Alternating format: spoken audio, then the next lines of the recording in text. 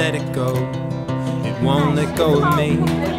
Hanging by a thread, cutting the cord and then falling back into the black. Cause if I don't, if I wait till it feels right, I'll be waiting my whole life.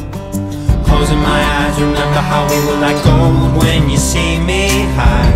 If you need me, babe, that's the way it was. That's the history of blue, how we used. My goodness, don't you remember when you went first to school? You went to kindergarten. And in kindergarten, the idea was to push along so that you could get into first grade.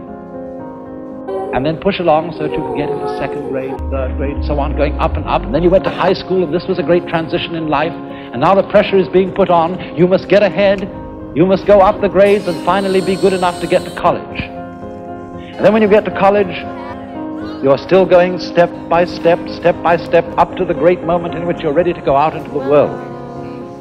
And then when you get out into this famous world, comes the struggle for success in profession or business. And again, there seems to be a ladder before you, something for which you're reaching all the time. And then, suddenly, when you're about 40 or 45 years old in the middle of life, you wake up one day and say, huh?